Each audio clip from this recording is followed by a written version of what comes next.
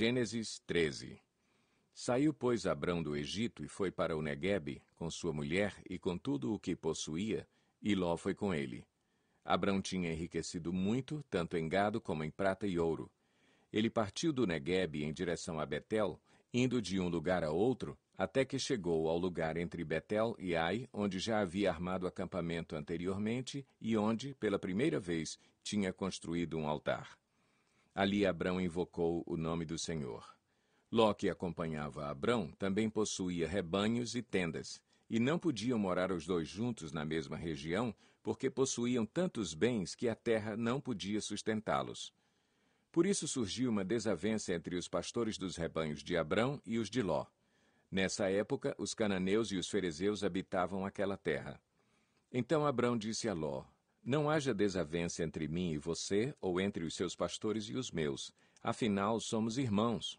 Aí está a terra inteira diante de você. Vamos separar-nos.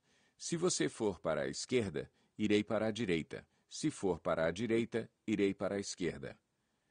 Olhou então Ló e viu todo o vale do Jordão, todo ele bem irrigado até Zoar. Era como o jardim do Senhor, como a terra do Egito. Isto se deu antes de o Senhor destruir Sodoma e Gomorra. Ló escolheu todo o vale do Jordão e partiu em direção ao leste. Assim, os dois se separaram. Abrão ficou na terra de Canaã, mas Ló mudou seu acampamento para um lugar próximo a Sodoma, entre as cidades do vale.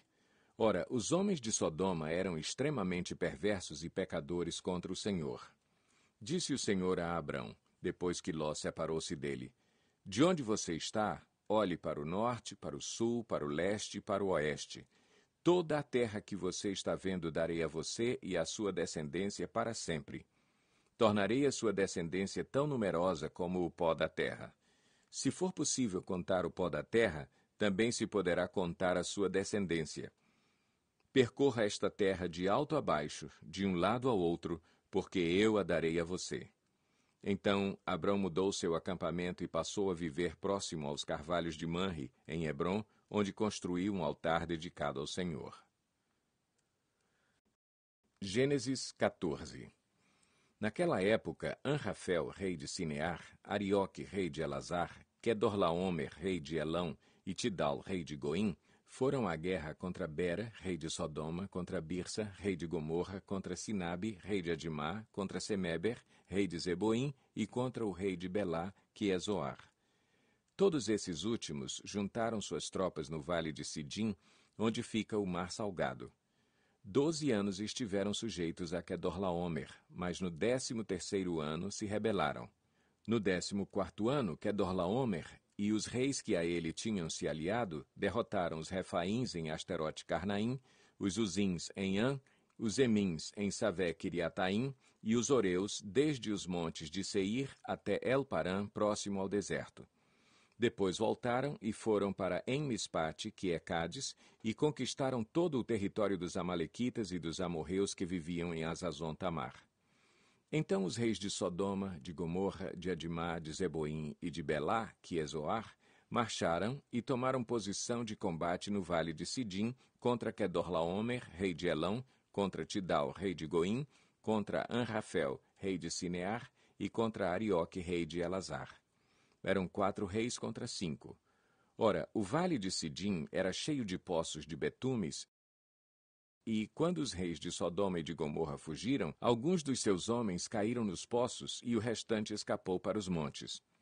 Os vencedores saquearam todos os bens de Sodoma e de Gomorra e todo o seu mantimento e partiram. Levaram também Ló, sobrinho de Abrão, e os bens que ele possuía, visto que morava em Sodoma. Mas alguém que tinha escapado veio e relatou tudo a Abrão, o hebreu, que vivia próximo aos carvalhos de Manre, o amorreu. Manre e os seus irmãos, Escol e Aner, eram aliados de Abrão. Quando Abrão ouviu que seu parente fora levado prisioneiro, mandou convocar os 318 homens treinados, nascidos em sua casa, e saiu em perseguição aos inimigos até Dan. Atacou-os durante a noite em grupos, e assim os derrotou, perseguindo-os até Obá, ao norte de Damasco.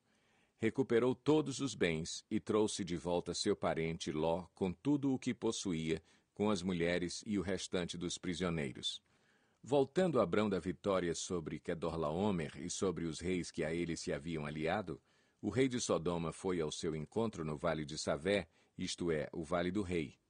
Então Melquisedeque, rei de Salém e sacerdote do Deus Altíssimo, trouxe pão e vinho e abençoou Abrão, dizendo: Bendito seja Abrão pelo Deus Altíssimo, Criador dos céus e da terra, e bendito seja o Deus Altíssimo que entregou seus inimigos em suas mãos. E Abrão lhe deu o dízimo de tudo.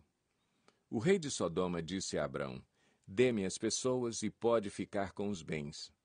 Mas Abrão respondeu ao rei de Sodoma: De mãos levantadas ao Senhor, o Deus Altíssimo, Criador dos céus e da terra, juro que não aceitarei nada do que lhe pertence, nem mesmo um cordão ou uma correia de sandália, para que você jamais venha a dizer: Eu enriqueci Abrão.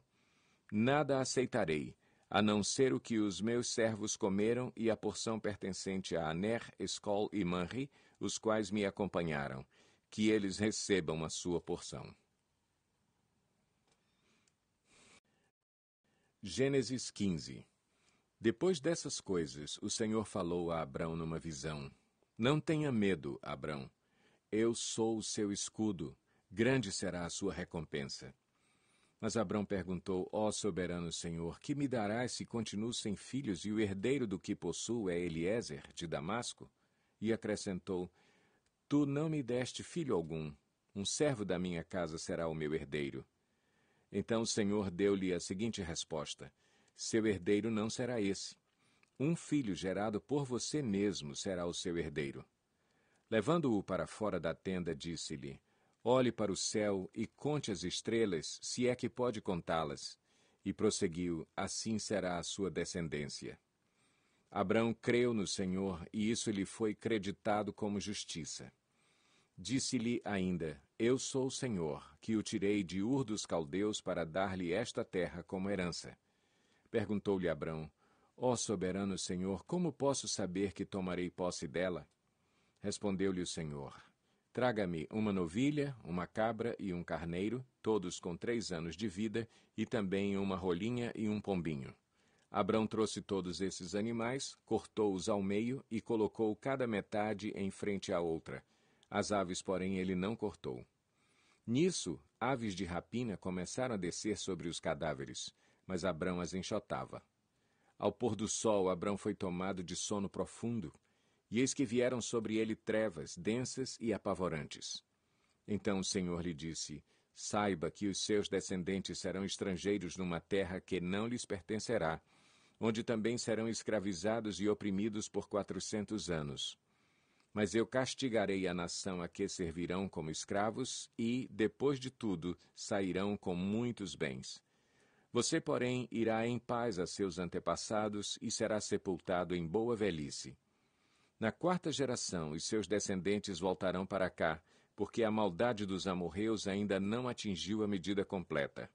Depois que o sol se pôs e veio a escuridão, eis que um fogareiro esfumaçante, com uma tocha acesa, passou por entre os pedaços dos animais.